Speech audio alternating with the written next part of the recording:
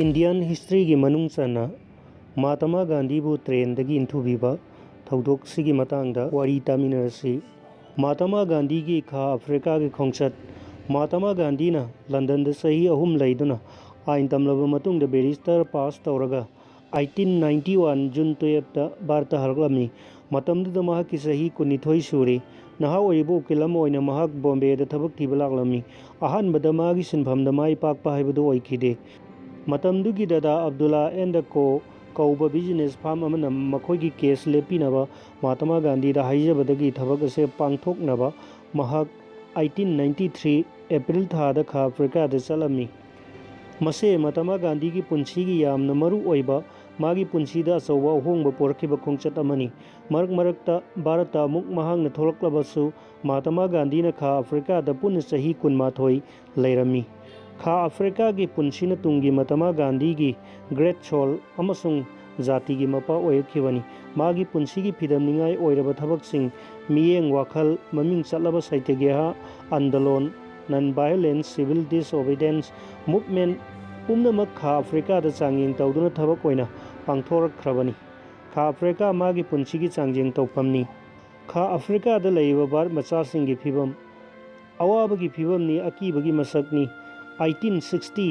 मतमदा भारत की लाइरबा फिबम फत्रबा थबक सुबा सिनमी कया खा अफ्रीका द थबक सुबा चलमी भारत तगी चटख्रिबा खा अफ्रीका द लैबा भारत मचासिंग असे साउखटले हाइबा अंगौब ब्रिटिशिंग असिना यामना हंथना तोन उसितना येंगलमी मखोई मफमदुदा हिंगबा ngamjanaba मचिंजा खरा चाजनबा थबक तौबा चटखिबनी मखोइना तौरिबा थबकती मना मसिंग थाबा लौबगी थबकना मरु ओइबनी मतमदुदा खा अफ्रीका द जात बिजात खाइबा कुचु मुबसिंगबु हंथना तोनथना उसितना येंगबा रेशियल डिस्क्रिमिनेशन की फत्रबा तमथिरबा चनबिसे याम कन्ना लेरमी मखोइगी फंगफम थोकपा अधिकार फंगलमदे ब्रिटिश की नागरिक ओइगे हाइबा यारमदे तमथिखरबा अमुबा आइन क्या सेमदुना मखोइबु नमथनबा होनबा ओटनैबा तौरमी ब्रिटिशिंगना भारत मचासिंगबु कुली हाइना कौरमी महात्मा गांधीबु मखोइना इंडियन कुली लॉयर हाइरगा खंगनरमी अदुगा मखोइना भारत मचासिंगना यामना हंथबा नोकनबगी मवोंगदा सेमी हाइबा मिंगौ अमा सिजिनरमी दरबानदगी प्रिटोरियादा चटपा खोंगचत दरबान से समुद्र खोंबानदा लैबा अपिकपा शहर अमनी महात्मा गांधीना लैरिबसे दरबानदनी नोंगमा अब्दुल्ला सेठ कौबा मिसक अमना हाइजबदगी अमदी माना सिल्लांगदुना तौबदगी केस अमगा मरी लेनना महात्मा गांधीना दरबानदगी प्रिटोरिया ताना ट्रेन तोंगदुना चटपा तारमी प्रिटोरिया से लेबा असिगी कोनुंगनी खोंगचत असे ट्रेन तोंगदुना चलबा मतुंगदा अमुक सगोल गाड़ी तोंगदुना चटकदबा नुमित निनी हुमनी की खोंगचत अमनी अब्दुल्ला सेठ सिंधुना महात्मा गांधी की दमकता फर्स्ट क्लास की टिकेट अमा कक्ले चनबी ओइना बेडिंग यावबा तारगदी 5,000 हेना पी महात्मा गांधी दी मागी फमुंगी पोचै यावी अदुना बेडिंग की अहेनबा पैसा अदु कक्त्रे ट्रेन थारे चले नुमिदांग पुंग 9 ताबदा नताल की कोनुंग मेरिट्सबर्ग थुंगलमी रेलवे द थबक तौबा मिसा अमा लाक्लगा महात्मा गांधी दा बेडिंग दरकार ओइगद्रा हंगलमी महात्मा गांधी ने यारनी हाइना खुम्मी जात्री अमा लाक्लगा महात्मा गांधी की मनाक्ता फमलमी जात्री अदुना महात्मा गांधी दी यामना उसितबगी मवोंगदा मुन्ना येंगलमी जात्री अदो अंगौबा ब्रिटिश मचानी यात्री अदुना मागा थंगनना फमिनरिबा महात्मा गांधी असे कुचु मुबा जातिनि हाइबसे खंखिरमी महाक इहै हइनिंगदबा करिनो नुंगाइतबा अमु पोगलमी माना थुना हुगतुना चटख्रगा रेलवे की ऑफिशियल अनी के लोइनना लाक्लमी ऑफिशियल अमना महात्मा गांधी दा हाइरमी चसिलाओ हौगलु नाहक अतोप्पा कंपार्टमेंट तोंगदबनी मसिदा तोंगबा यादे महात्मा गांधी ने ngakna खुमी अहाक फर्स्ट क्लास के टिकेट पाइरी मदो दरकार ओइदे ऑफिशियल अदुना मखौ पोंगना हाई खोंजेन कन्ना मखा ताराई आइना हाइरिबसिनी नाहक अतोप्पा कंपार्टमेंट चटकदबनी महात्मा गांधी ने खुमी आइना हाइरिबसे टिकेट असे पाइरगा अहाक दरबान चटपा याई मसिगे अयाबा फंगबनी नत्ते मदु ओइबा यारोई ऑफिशियल अनीदुना लावरक्लमी मखा ताथरई नाहक हौजिंगमक कंपार्टमेंट असे थादोलगा चटखिगदबनी नत्रबदी पुलिस कांस्टेबल कौरगा नंगु ट्रेन असिदगी नमदुना इंथुहनगनी खोंजेल हौना लावरई करिसु नुंसा थीदना महात्मा गांधी ने खुमलाई कैसु कायदे अइदी इसा इथंतना हुगलगा चटपदी चलरोय महात्मा गांधी सिखांग खांगी थिंथबा तौदना पुलिस कांस्टेबल कौरुरे लाक्ले मखोइना महात्मा गांधी की सगन पाइरगा ट्रेन की दबा अदुदगी मखादी इंथुरमी ꯃꯥꯅ ꯄꯨꯔꯛꯄ ꯄꯣꯠꯆꯩꯁꯤꯡ ꯑꯗꯨ ꯂꯪꯊꯔꯝꯃꯤ꯫ ꯑꯗꯨꯗꯒꯤ ꯇ꯭ꯔꯦꯟ ꯑꯗꯨꯗꯤ ꯑꯗꯨꯝ ꯊꯧꯈꯤꯔꯝꯃꯤ꯫ ꯑꯣꯟꯊꯣꯛꯄ ꯐꯤꯕꯝꯅꯤ, ꯌꯦꯡꯍꯩꯗ꯭ꯔꯕ ꯗ꯭ꯔꯤꯁ꯭ꯌ ꯑꯃꯅꯤ꯫ ꯃꯔꯥꯜ ꯂꯩꯇ꯭ꯔꯕ ꯌꯥꯇ꯭ꯔꯤꯛ ꯑꯃ ꯇ꯭ꯔꯦꯟꯒꯤ ꯊꯣꯡ ꯑꯗꯨꯗꯒꯤ ꯅꯝꯗꯨꯅ ꯔꯦꯜꯋꯦꯒꯤ ꯄ꯭ꯂꯦꯠꯐꯣꯔꯝꯗ ꯇꯥꯟꯊꯣꯛꯄ, ꯂꯪꯊꯔꯝꯕ, ꯏꯟꯊꯨꯔꯝꯕ꯫ ꯃꯍꯥꯇꯃꯥ ꯒꯥꯟꯙꯤ ꯃꯊ꯭ꯋꯥꯏ ꯌꯥꯝꯅ ꯅꯨꯡꯉꯥꯏꯇꯅ ꯍꯦꯟꯕꯦꯒ ꯑꯃ ꯄꯥꯏꯔꯒ ꯋꯦꯇꯤꯡ ꯔꯨꯝꯗ ꯆꯪꯂꯒ ꯇꯨꯃꯤꯟꯅ ꯐꯝꯂꯝꯃꯤ꯫ ꯆꯥꯏꯗꯨꯅ ꯂꯩꯔꯤꯕ ꯃꯥꯒꯤ ꯄꯣꯠꯁꯤꯡ ꯑꯗꯨ ꯔꯦꯜꯋꯦ ꯁ꯭ꯇꯦꯁꯟꯒꯤ ꯀꯥꯡꯕꯨꯅ ꯂꯧꯈꯠꯂꯒ ꯊꯝꯖꯤꯟꯈꯤꯔꯝꯃꯤ꯫ ꯅꯤꯡꯊꯝꯊꯥꯅꯤ, ꯏꯪꯕꯅ ꯇ꯭ꯔꯠ-ꯇ꯭ꯔꯠ ꯆꯤꯡꯁꯤꯟꯕ ꯃꯇꯝꯅꯤ꯫ ꯑꯍꯤꯡ ꯑꯗꯨ ꯌꯥꯝꯅ ꯁꯥꯊꯤꯅ ꯏꯪꯂꯝꯃꯤ꯫ ꯃꯍꯥꯇꯃꯥ ꯒꯥꯟꯙꯤꯒꯤ ꯑꯣꯚꯔꯀꯣꯠ ꯑꯗꯨ ꯑꯣꯐꯤꯁꯇ ꯄꯨꯁꯤꯟꯈ꯭ꯔꯕ ꯃꯥꯒꯤ ꯄꯣꯠꯆꯩꯁꯤꯡ ꯑꯗꯨꯗ ꯌꯥꯎꯔꯝꯃꯤ꯫ ꯃꯗꯨ ꯂꯧꯊꯣꯛꯀꯦ ꯍꯥꯏꯔꯨꯒꯗꯕꯗ ꯅꯤꯡꯖꯤꯡ ꯃꯥꯡꯖꯤꯟꯅꯕ ꯄꯣꯛꯂꯝꯃꯤ꯫ ꯊꯛ-ꯊꯛ ꯅꯤꯛꯇꯨꯅ ꯇꯨꯃꯤꯟꯅ ꯁꯨꯝ ꯐꯝꯗꯨꯅ ꯂꯩꯔꯦ꯫ ꯃꯥꯅ ꯐꯝꯂꯤꯕ ꯀꯥ ꯑꯗꯨꯗ ꯃꯩꯁꯨ ꯊꯥꯜꯂꯝꯗꯦ, ꯄꯨꯝꯃꯝ ꯃꯝꯂꯝꯃꯤ꯫ ꯃꯍꯥꯇꯃꯥ ꯒꯥꯟꯙꯤ ꯋꯥꯈꯜ ꯑꯃꯗ ꯎꯪꯗꯨꯅ ꯂꯩꯔꯤ꯫ ꯀꯔꯤꯅꯣ ꯑꯃ ꯁꯨꯝ ꯈꯜꯂꯝꯃꯤ꯫ ꯃꯁꯤꯒꯤ ꯃꯇꯥꯡꯗ ꯃꯥꯅ ꯏꯕ ꯃꯥꯏ ꯑꯦꯛꯁꯄꯦꯔꯤꯃꯦꯟꯠ ꯋꯤꯊ ꯇ꯭ꯔꯨꯊꯇ ꯑꯁꯨꯝꯅ ꯏꯔꯤ: ꯑꯩꯅ ꯇꯧꯒꯗꯕ ꯊꯧꯗꯥꯡꯒꯤ ꯃꯔꯝꯗ ꯈꯟꯕ ꯍꯧꯔꯝꯃꯤ꯫ ꯑꯩꯍꯥꯛ ꯑꯩꯒꯤ ꯑꯙꯤꯀꯥꯔꯒꯤꯗꯃꯛꯇ ꯂꯥꯟꯊꯦꯡꯅꯒꯗ꯭ꯔꯥ? ꯅꯠꯇ꯭ꯔꯒ ꯚꯥꯔꯠꯇ ꯍꯟꯗꯨꯅ ꯆꯠꯂꯒꯗ꯭ꯔꯥ? ꯅꯠꯇ꯭ꯔꯒ ꯏꯀꯥꯏꯕ ꯅꯪꯂꯤꯕ ꯑꯁꯦ ꯀꯔꯤ ꯑꯃꯠꯇ ꯆꯨꯝꯊꯣꯛꯄ ꯇꯧꯗꯅ ꯄ꯭ꯔꯤꯇꯣꯔꯤꯌꯥꯗ ꯆꯠꯂꯨꯈꯤꯒꯗ꯭ꯔꯥ? ꯅꯠꯇ꯭ꯔꯒ ꯀꯦꯁ ꯂꯦꯞꯄ ꯂꯣꯏꯔꯒ ꯚꯥꯔꯠꯇ ꯍꯜꯂꯒꯗ꯭ꯔꯥ? ꯑꯩꯅ ꯄꯥꯡꯊꯣꯛꯀꯦ ꯈꯜꯂꯤꯕ ꯊꯕꯛ ꯑꯁꯦ ꯄꯥꯡꯊꯣꯛꯄ ꯉꯝꯗꯅ ꯅꯤꯡꯕ ꯀꯥꯏꯅ ꯚꯥꯔꯠꯇ ꯍꯟꯕ ꯇꯥꯔꯕ꯭ꯔꯥ? ꯃꯁꯤ ꯄꯥꯡꯗꯕꯒꯤ ꯊꯧꯑꯣꯡ ꯅꯠꯇ꯭ꯔꯥ?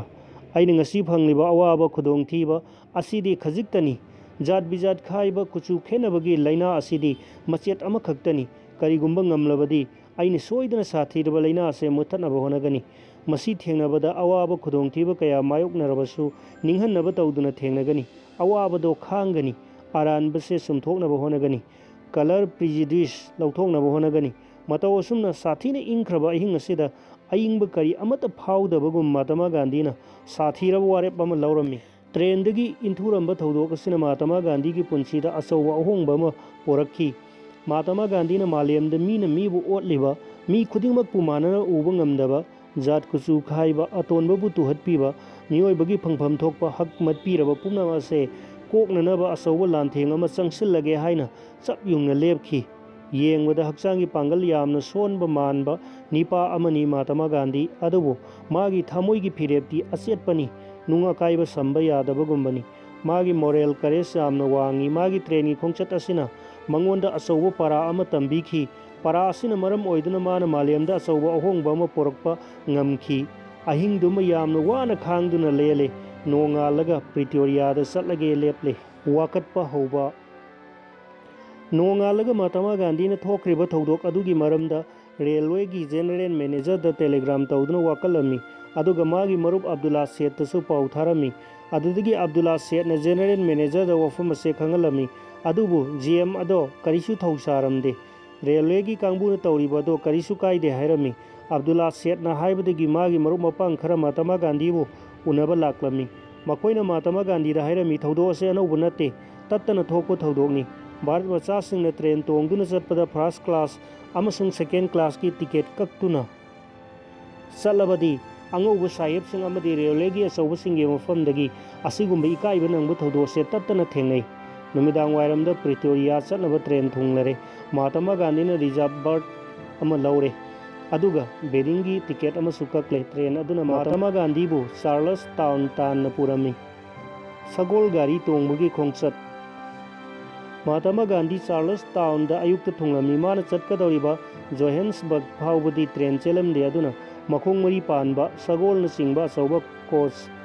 ꯑꯃꯗ ꯇꯣꯡꯂꯒ ꯆꯠꯄ ꯇꯥꯔꯝꯃꯤ꯫ ꯃꯁꯤꯗꯁꯨ ꯑꯆꯧꯕ ꯂꯤꯂꯥ ꯑꯃ ꯊꯣꯛꯂꯝꯃꯤ꯫ ꯀꯨꯆꯨ ꯃꯨꯕ ꯃꯍꯥꯇꯃꯥ ꯒꯥꯟꯙꯤꯕꯨ ꯀꯟꯗꯛꯇꯔ ꯑꯗꯨꯅ ꯃꯅꯨꯡꯒꯤ ꯌꯥꯇ꯭ꯔꯤꯛ ꯃꯌꯥꯝ ꯐꯝꯕ ꯃꯔꯛꯇꯨꯗ ꯐꯝꯍꯟꯅꯤꯡꯂꯝꯗꯦ꯫ ꯑꯗꯨꯅ ꯃꯍꯥꯛꯅ ꯃꯍꯥꯇꯃꯥ ꯒꯥꯟꯙꯤꯒꯤ ꯐꯝꯐꯝ ꯀꯣꯆꯀꯤ ꯆꯤꯗꯥꯏꯗ ꯂꯩꯔꯤꯕ ꯀꯟꯗꯛꯇꯔꯒꯤ ꯐꯝꯐꯝꯗ ꯐꯝꯍꯜꯂꯝꯃꯤ꯫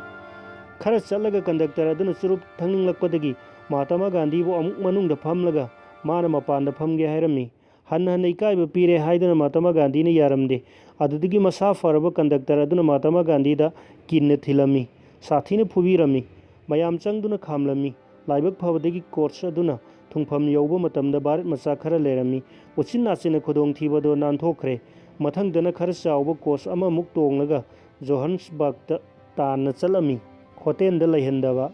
ꯖꯣꯍꯟꯁꯕꯔꯒ ꯑꯆꯧꯕ ꯁꯍꯔ ꯑꯃꯅꯤ꯫ ꯃꯍꯥꯇꯃꯥ ꯒꯥꯟꯙꯤꯕꯨ ꯑꯣꯛꯄ ꯂꯥꯛꯄ ꯃꯤꯑꯣꯏ ꯑꯗꯨꯅ ꯁꯣꯏꯕꯗꯒꯤ ꯊꯦꯡꯅꯗꯕꯗꯒꯤ ꯃꯍꯥꯇꯃꯥ ꯒꯥꯟꯙꯤꯅ ꯒ꯭ꯔꯥꯟ ꯅꯦꯁꯅꯦꯜ ꯍꯣꯇꯦꯜꯗ ꯂꯩꯅꯕ ꯆꯠꯂꯝꯃꯤ꯫ ꯍꯣꯇꯦꯜꯗꯨꯗ ꯀꯥ ꯑꯃ ꯄꯤꯅꯕ ꯍꯥꯏꯔꯝꯃꯤ꯫ ꯍꯣꯇꯦꯜꯒꯤ ꯀꯥꯡꯕꯨꯅ ꯃꯉꯣꯟꯗ ꯃꯨꯟꯅ ꯌꯦꯡꯂꯛꯂꯝꯃꯤ꯫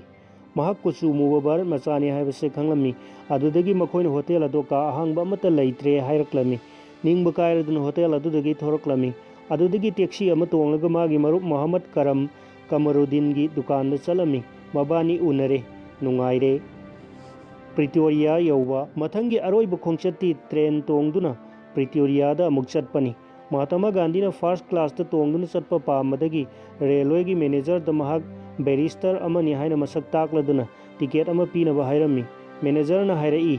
टिकेट पुदी पीरगे अदुगा करीगुंबा ट्रेन की गार्ड सिंह नंगबु तानथोकलबदी मदुदगी दायिता अइना पुबा ngamloi मंगोलोयु मदु थोक्तबो ओइसनु